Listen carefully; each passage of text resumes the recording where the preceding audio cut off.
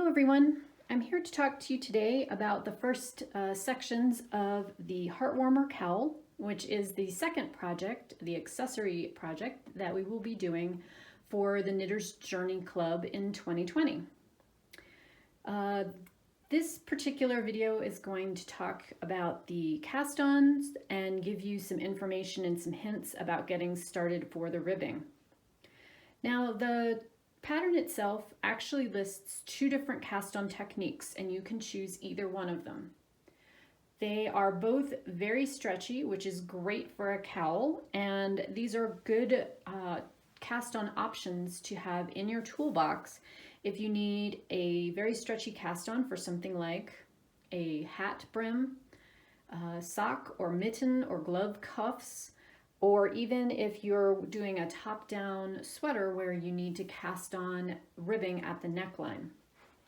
So either of these options will give you that nice stretchy edge. Justina does list the two cast-on techniques right there in the pattern for you, and she does include links to some videos that you can also watch if you're interested.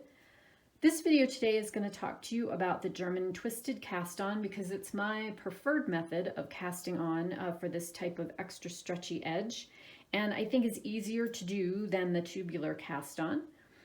You may also find this type of cast-on listed in references as the old Norwegian cast-on. So either that or German twisted are referring to the same technique.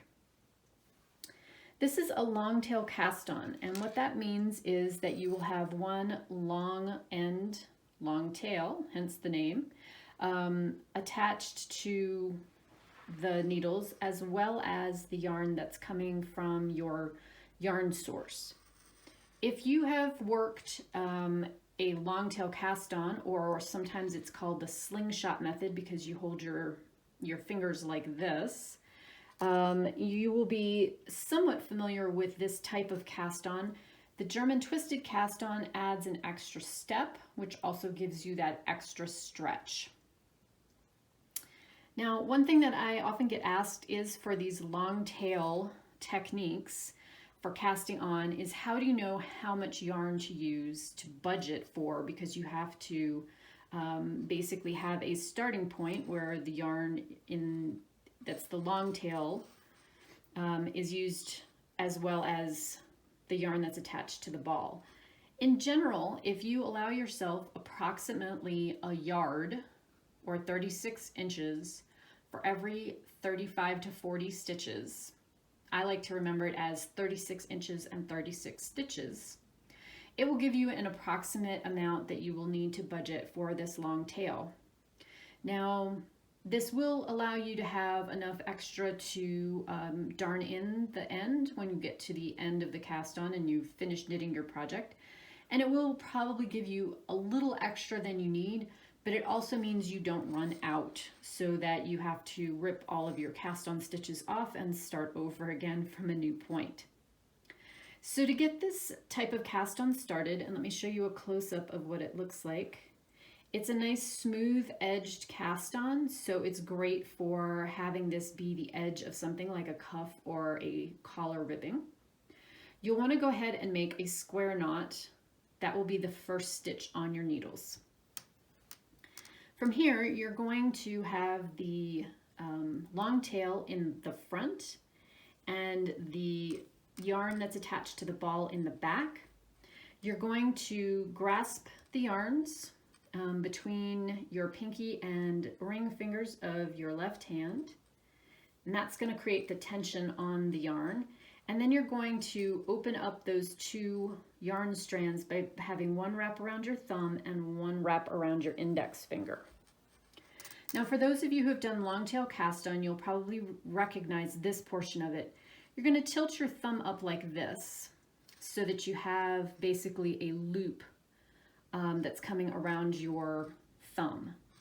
For long tail cast on, I would come up through the loop. For the German twisted cast on, I'm going to make this loop around my thumb and I'm going to come under both of those strands. So the cross of those loops is sitting up here on the top.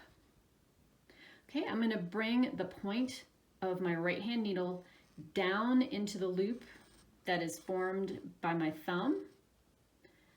I'm going to then move my thumb to the back, but I'm going to hang on to the yarn. I'm going to move my needle around to catch this back thread that's over my index finger, and then I'm going to come back through that loop on my thumb. So I'm going to come down this way. I'm then going to release the loop off my thumb, and I'm going to pull my left hand away and snug that stitch up with my left thumb. So that's one stitch. Let me work through that again so you guys have a chance to see it in nice slow motion. So again, I'm going to go under the two strands that have formed a cross here on my thumb. I'm going to take the point of my needle and I'm going to go down between the two legs of the loop. I'm going to move my thumb back but leave the yarn on it, and I'm going to rotate the stitch around the yarn on my left hand index finger, and then I'm going to come down again. So I've come down this way through the loop on my thumb. I'm going to release the loop off my thumb and I'm going to snug it up. Let me do that one more time for you all so you can watch. So under both strands, down through the loop on my thumb, I'm going to tilt my thumb back and down, come around and grab the yarn that's on my index finger, come back through the loop on my thumb, drop the loop from my thumb, and then tighten the yarn up. So those right there are the 3 stitches that we made. Again, this is going to be the German twisted cast on. And so you will cast on the number of stitches as discussed in the pattern, and then join into a round, being careful not to twist, and place your beginning of the round marker. Now the next step that's on here, which you'll want to work after you do your cast on, is going to be the initial rib. So make sure when you're working the pattern that while gauge is not crucial for this project, you will likely want to change up needle sizes as Justina has indicated. You're going to want to have a slightly smaller needle to work the ribbing, which is up next. And then you're going to want to have a slightly larger needle to work most of the other patterns. And then you're going to want to have an even larger needle. She has all of this indicated in the pattern for you for the bobbles section and the smocking section. So your next task will be to set up to work the ribbing rounds that appear on the pattern. If you are someone who has had trouble with working the ribbing and find that the left edge of the knit stitches winds up being a little loose, one of the things that I suggested in our previous club video was to knit through the back loop. You'll find that if you do that, you're going to wind up with a twisted 1x1 rib, which is fine. It will make those stitches be a little bit more vertically clean, but it will also slightly alter how that ribbing is going to look, and it will make it a little less stretchy.